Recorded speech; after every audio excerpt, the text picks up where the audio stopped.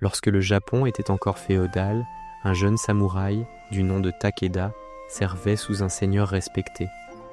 Un matin tranquille, alors que la brume s'accrochait aux halles de bois, un compagnon d'armes l'approcha avec des potins sur les affaires privées de leur maître, s'attendant à ce que Takeda se joigne à lui sans hésitation. Sans colère, sans explication, Takeda s'inclina légèrement et s'éloigna.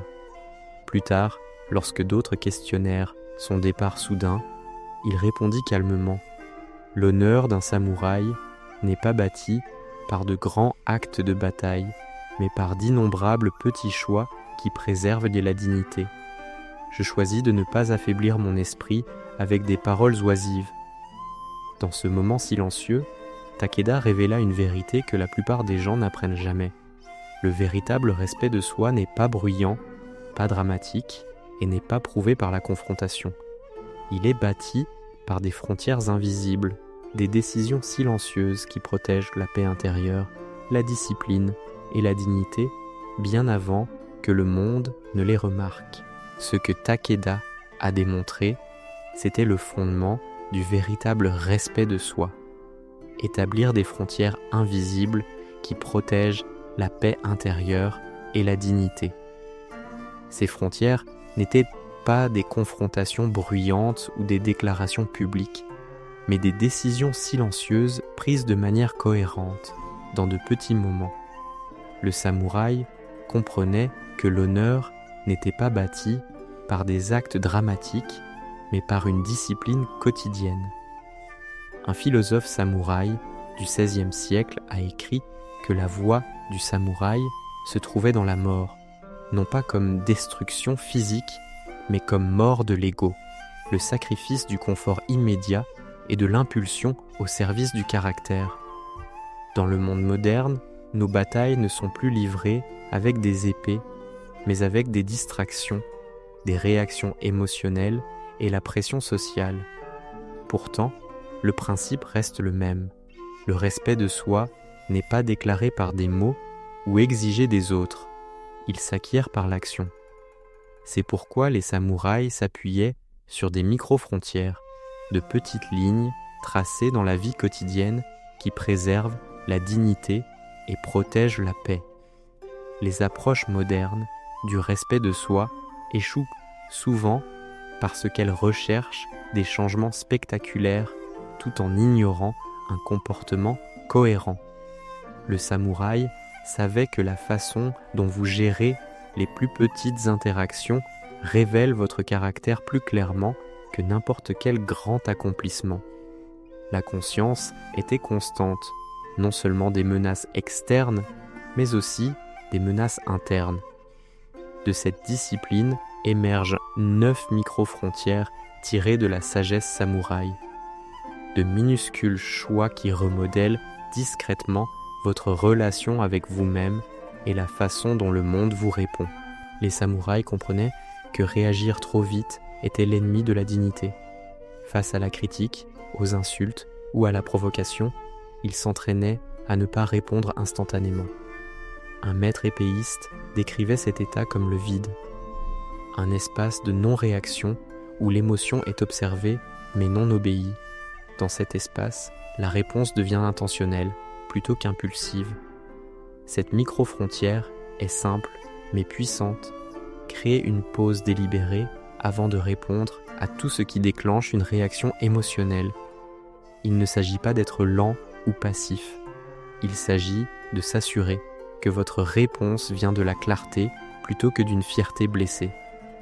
La science moderne confirme ce que les samouraïs ont appris par l'expérience, l'espace entre ce qui vous arrive et la façon dont vous réagissez est l'endroit où réside la liberté.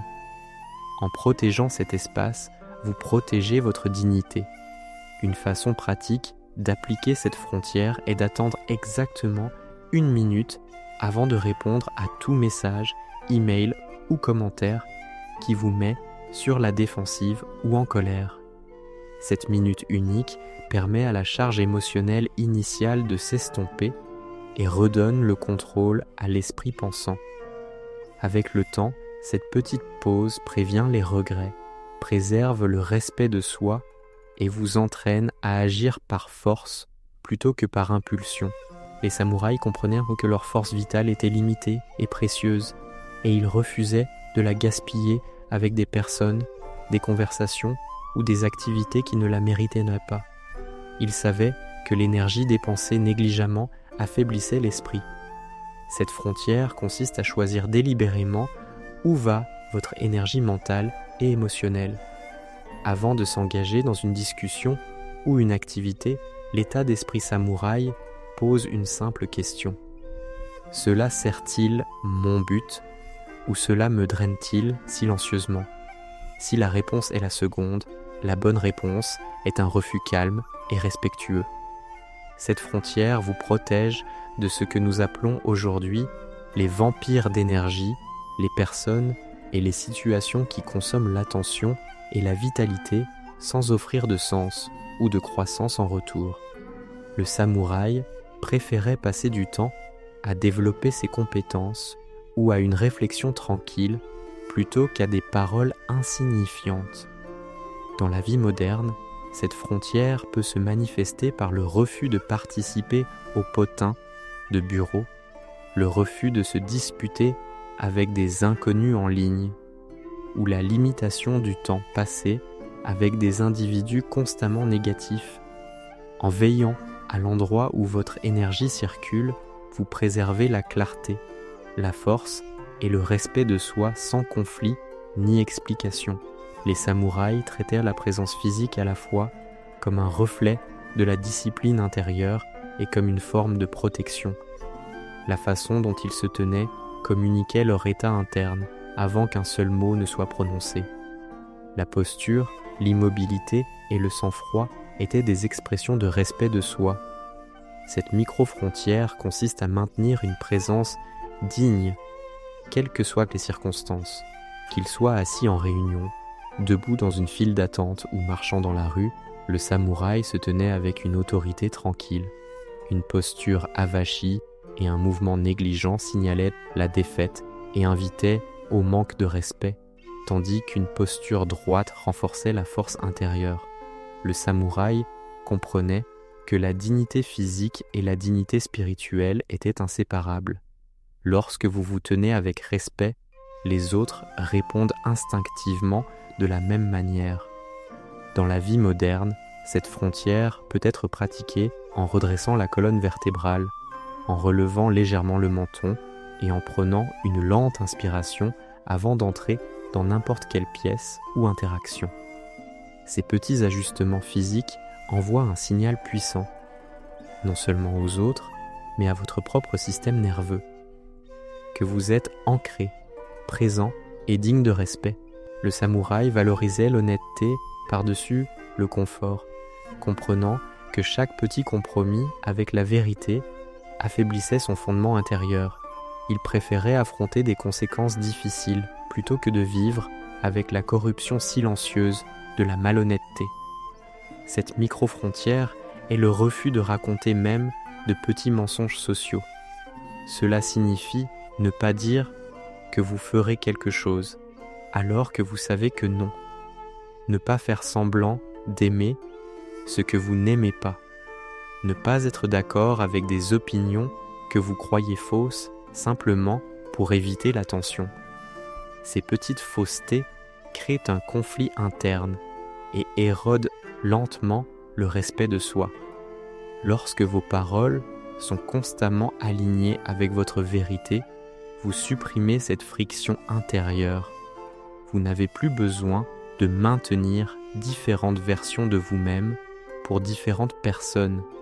Avec le temps, cet alignement construit un respect de soi inébranlable et apprend aux autres à faire entièrement confiance à votre communication. La pratique commence par la prise de conscience, saisir le moment où vous êtes tenté de mentir par commodité et choisir plutôt une expression honnête délivrée avec calme et respect. Pour le samouraï, un engagement n'était jamais anodin. Une fois une parole donnée, elle devenait une question d'honneur.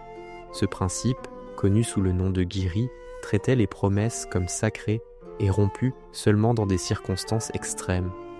Cette micro-frontière signifie prendre des engagements avec soin et honorer chacun d'eux, aussi petit soit-il. Si vous dites que vous arriverez à une certaine heure, vous arrivez à cette heure. Si vous promettez de terminer une tâche, vous la terminez comme convenu. Chaque engagement tenu renforce le respect de soi, tandis que chaque promesse rompue le détruit silencieusement. Avec le temps, cette frontière transforme votre relation avec vous-même, car vous apprenez que votre propre parole peut être digne de confiance.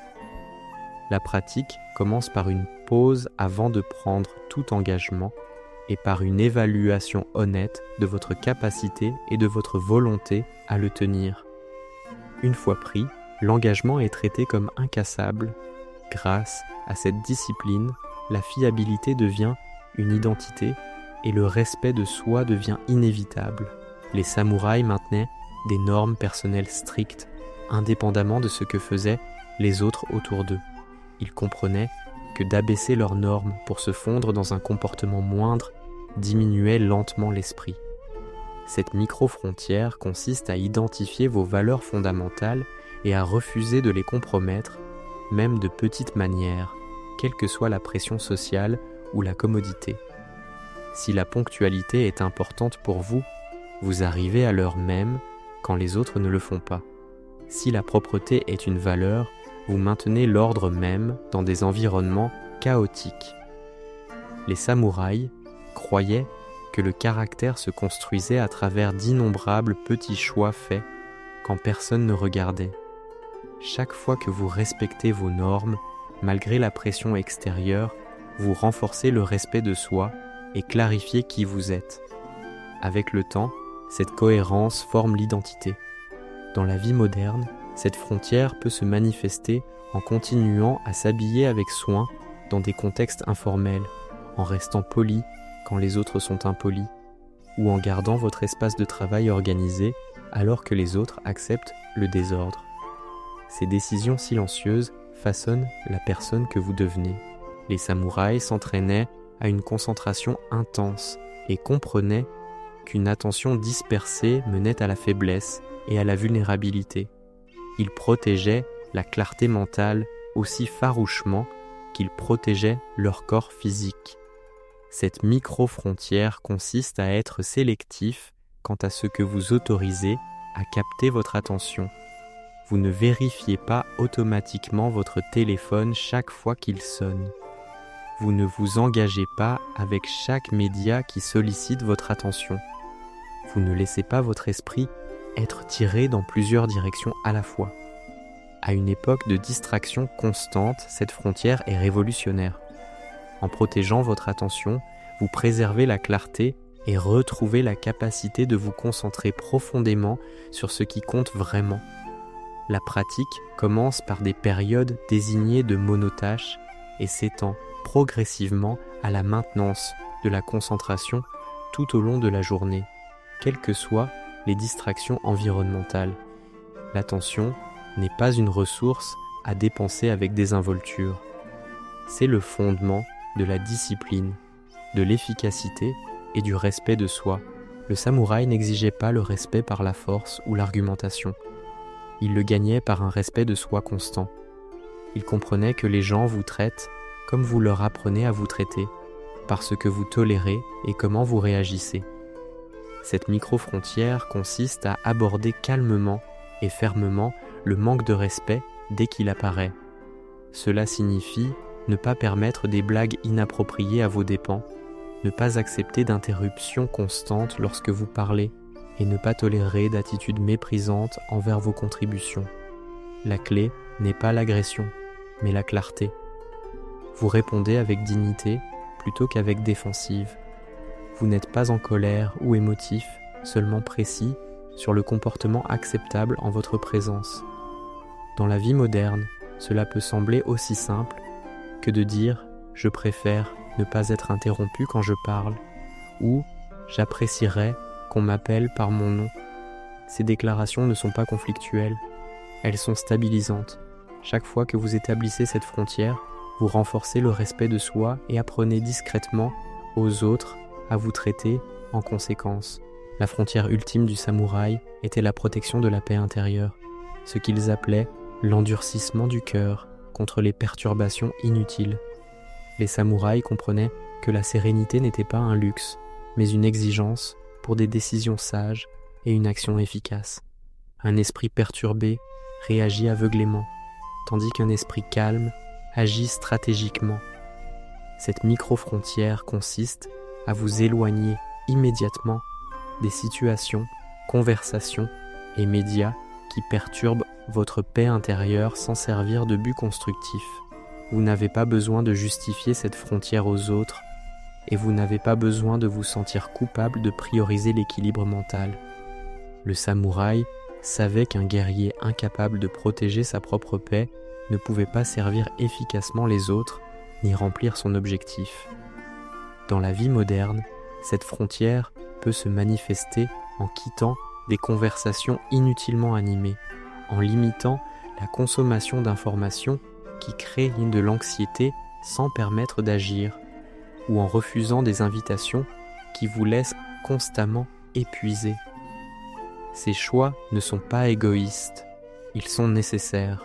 En protégeant la paix intérieure, vous préservez la clarté, la discipline et la capacité d'agir avec intention plutôt que par réaction. Les samouraïs comprenaient que ces micro-frontières n'étaient pas des actes d'égoïsme, mais des nécessités d'intégrité. Un guerrier incapable de maintenir sa propre dignité et sa paix intérieure ne pouvait pas agir efficacement dans le monde. La psychologie moderne confirme aujourd'hui ce que les samouraïs ont appris par l'expérience. Les personnes ayant des frontières claires et cohérentes signalent une meilleure estime de soi, des relations plus saines et une plus grande satisfaction de vie. Ces frontières ne vous isolent pas des autres, elles créent l'espace pour une connexion authentique basée sur le respect mutuel. Comme l'a écrit un maître, il y a plus d'un chemin vers le sommet de la montagne. Ces 9 micro-frontières ne sont que des chemins ascendants, des pas silencieux et réguliers vers le respect de soi. Vous n'avez pas besoin de les mettre en œuvre toutes en même temps. Chaque frontière que vous établissez renforce la base et rend la suivante plus facile à maintenir. Leur pouvoir ne réside pas dans l'impact individuel, mais dans leur effet combiné. Comme des gouttes d'eau creusant la pierre, de petits choix quotidiens remodèlent votre relation avec vous-même et la façon dont le monde vous répond. Le manque de respect de soi apparaît par l'absence de frontières. Accepter un mauvais traitement, rompre les promesses que l'on se fait à soi-même et compromettre ses valeurs par commodité. Le respect de soi émerge à travers des lignes claires qui protègent la dignité, honorent les engagements et préservent la paix intérieure. Ces frontières ne sont pas des restrictions, ce sont des libertés. Elles vous libèrent du ressentiment, du regret et de l'épuisement silencieux qui découle de se trahir soi-même de petites manières quotidiennes. Et dans cette liberté, vous devenez la personne que vous avez toujours su pouvoir être, calme, disciplinée et inébranlablement ancrée.